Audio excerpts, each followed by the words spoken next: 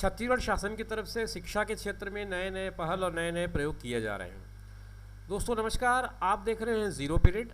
आज हम छत्तीसगढ़ गवर्नमेंट के एक और नए पहल की चर्चा करेंगे इस वीडियो में और आपको जानकारी देंगे कि किस तरह से नीट और जेईई के तैयारी करने वाले परीक्षार्थियों के लिए, विद्यार्थियों के लिए एक नई कोचिंग स्कीम गवर्नमेंट ने लॉन्च की है। आप देख रहे हैं ज़ीरो पीरियड में इसी तरह के एकेडमिक इन्फॉर्मेशंस आप लगातार देखते रहते हैं। आज छत्तीसगढ़ शासन, स्कूल शिक्षा विभाग, मंत्रालय, महानदी भवन, नवा रायपुर, अटल नगर, जिला रायपुर की तरफ से एक पत्र जारी किया गया है। वो पत्र समस्त कलेक्टर और समस्त संयुक्त संचालक लोक शिक्षण कार्यालय को जारी करते हुए एक निर्देश दिया गया है और माननीय मुख्यमंत्री की घोषणा के अनुसार इस स्कीम के बारे में पूरी जानकारी दी गई है। आप वीडियो में बने रहिए, मैं इस योजना की पूरी जानकारी आप तक पहुंचाने का पूरा प्रयास करूंगा। जो विषय है उसमें लिखा है इंजीनियरिंग और मेडिकल के प्रतियोगी परीक्षाओं के लिए कोचिंग के संबंध में माननीय मुख्यमंत्री जी की घोषणा। तो इसमें यह कहा गया है कि शासकीय शालाओं के लिए इंजीनियरिंग और मेडिकल पाठ्यक्रम की प्रवेश परीक्षा की ऑनलाइन कोचिंग 25 सितंबर से प्रारंभ होगी। ये जो योजना है वो 25 सितंबर से स्टार्ट होगी और इस योजना के संबंध में जो बातें हैं वो मैं आपको धीरे धीरे बताऊंगा। एक एक करके हम बिंदुवार सारा कुछ डिस्कस करेंगे। इस योजना को नाम दिया गया है स्वामी आत्मानंद कोचिंग। योजना का जो स्वरूप है वो कुछ इस तरह से होगा कि इसमें पूरे प्रदेश से 12वीं में अध्ययनरत विद्यार्थियों को 146 जो ब्लॉक्स हैं, ये 146 जो ब्लॉक्स हैं विकासखंड कार्यालय हैं और 4 जो हैं वो सिटी के सेंटर होंगे, शहरी स्रोत केंद्र होंगे, जिनमें आपका रायपुर है, दुर्ग है, बिलासपुर है और कोरबा है। ये 4 जो है वो सिटी सेंटर्स होंगे, रिसोर्स सेंटर के रूप में काम करेंगे और इनमें नीट के अलावा आईआईटी, जेईई मेंस और एडवांस इन दोनों की बेहतर रूप से तैयारी के लिए ऑनलाइन कोचिंग दिए जाने का प्रावधान किया गया है, उसका लक्ष्य रखा गया है। ये पूरा जो सिस्टम होगा वो काम करेगा SCERT के अंडर, राज्य शैक्षिक अनुसंधान एवं प्रशिक्षण परिषद के माध्यम से और पाठ्य पुस्तक निगम के माध्यम से। ये संस्था चयनित होगी और फिर जो संस्था चयनित होगी वो इसको पूरा करेगी। इसके लिए जो योग्यता है, निर्धारित योग्यता प्रशिक्षण लेने वाले विद्यार्थियों के लिए, वो है न्यूनतम 60% प्राप्तांकों के साथ 10वीं कक्षा उत्तीर्ण होना ज़रूरी है। अगर प्रथम श्रेणी के विद्यार्थी नहीं मिलेंगे तो फिर मेरिट क्रम में विद्यार्थियों का चयन किया जाएगा। दूसरा जो पॉइंट है वो है अभ्यर्थी को संबंधित विकासखंड या शहर के शासकीय शालाओं में 12वीं का नियमित छात्र होना चाहिए। ये ध्यान रखें, ये जो पूरी योजना है वो शासकीय शाला के बच्चों के लिए है और रेगुलर स्टूडेंट्स के लिए है। ये ड्रॉपर्स के लिए नहीं है, नियमित विद्यार्थियों के लिए है। चयन की प्रक्रिया क्या होगी? ये चयन की प्रक्रिया का हेडिंग है विकासखंड मुख्यालयों की शालाओं में कक्षा 12वीं में जो बायोलॉजी और मैथ्स, ये 2 ग्रुप के स्टडीज़ होते हैं। तो बायोलॉजी और मैथ्स के अंतर्गत जो विद्यार्थी अध्ययनरत हैं वही इसमें पात्र होंगे, क्योंकि उन्हीं को ये दोनों एग्ज़ाम में अपीयर होना होता है। इसमें निर्धारित संख्या से अधिक आवेदन पत्र प्राप्त होंगे तो 10वीं के प्राप्तांकों की मेरिट के आधार पर इसका सिलेक्शन कर लिया जाएगा। हर कोचिंग सेंटर में 75 से 100 विद्यार्थियों का प्रवेश निर्धारित होगा, मतलब 75 to 100। इनमें से जो नीट के लिए 50 होंगे और जेईई के लिए 50 होंगे, मतलब दोनों का 50-50 सीट जो है वो अलॉट किया जा रहा है। 100 में 50 सीट्स जो होंगे वो नीट के कैंडिडेट्स के लिए होंगे और बाकी 50 सीट्स जो होंगे वो जेईई के कैंडिडेट्स के लिए होंगे। अब कोचिंग सेंटर कहाँ होगा? राज्य के 150 ब्लॉक मुख्यालय में BRC सेंटर है, या BRC सेंटर अगर डेवलप नहीं है तो फिर वहाँ के पास का जो हायर सेकेंडरी स्कूल है वहाँ पर ऑनलाइन अध्ययन की व्यवस्था की जाएगी। कोचिंग के लिए भवन का जो चयन है वो लोक शिक्षण संचालनालय की तरफ से किया जाएगा। तो कुल मिलाकर के ये प्लेस आपको तय कर दिया जाएगा कि आपको कहाँ पर इसका ऑनलाइन स्टडी करना है।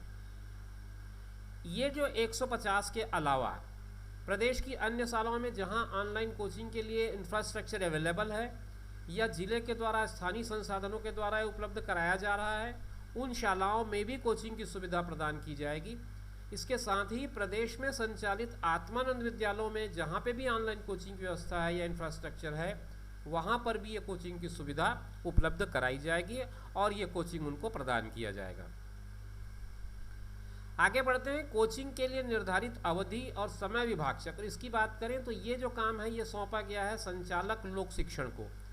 डीपीआई की तरफ से ये काम किया जाएगा, जो टाइम टेबल है और किस तरह से इसका शेड्यूल होगा ये बनाने का काम उनको सौंपा गया है। कोचिंग सेंटर का जो हेड होगा यानी कि नोडल ऑफिसर जिसका नाम दिया गया है, इसमें फिजिक्स, केमिस्ट्री, बायोलॉजी और मैथ्स इसके लिए एक नोडल टीचर अपॉइंट किया जाएगा और एक इन सब के ऊपर एक मुख्य नोडल अधिकारी भी होगा जो प्राचार्य या वरिष्ठ व्याख्याता के लेवल का होगा। इसकी जिम्मेदारी होगी कि इन सबको मॉनिटर करेंगे वो, और प्राचार्य या वरिष्ठ व्याख्याता के लेवल का जो नोडल ऑफिसर होगा उसका मानदेय जो भुगतान होगा वो पाठ्यपुस्तक निगम के द्वारा किया जाएगा। सारा कुछ इस पर व्यवस्था कर दिया गया है। इस नोटिफिकेशन में सारी चीज़ें स्पष्ट बता दी गई हैं।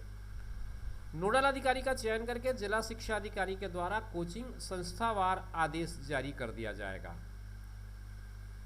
अब आगे बढ़ते हैं कि इनमें जो एवोल्यूशन है वो किस तरह से होगा, किस तरह से इसका मूल्यांकन किया जाएगा।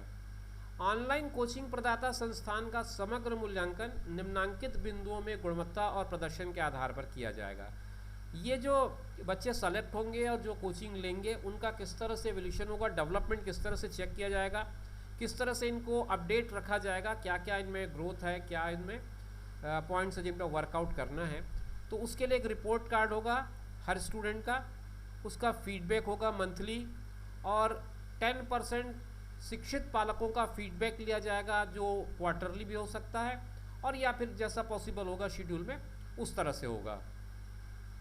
फिर इन सब के अलावा नोडल अधिकारी का फीडबैक लिया जाएगा जो मंथली लिया जाएगा, और इसके अलावा समय समय पर निरीक्षण किए जाएंगे। वो त्रैमासिक शेड्यूल रखा गया है। इसमें जो कमियां आएंगी उनका निराकरण किया जाएगा और उस पर प्रतिक्रिया मांगी जाएगी। कोचिंग संस्थान तथा विद्यार्थियों के मूल्यांकन के लिए SCERT द्वारा मानक मूल्यांकन पत्र एक स्टैंडर्ड फॉर्मेट बना लिया जाएगा, जिसमें चेकलिस्ट जैसा बना करके ये देखा जाएगा कि किस तरह से इनका जो डेवलपमेंट है वो हो रहा है, किस तरह से बच्चे इस कोचिंग का लाभ ले पा रहे हैं और आगे आने वाले समय में इसके माध्यम से वो किस तरह से लाभान्वित हो पाएंगे। ये तो पूरी तरह से मैंने आपको ऑनलाइन कोचिंग किस तरह से होगा उसकी प्रक्रिया बताई। इसके अलावा इस पर एक और व्यवस्था की जा रही है।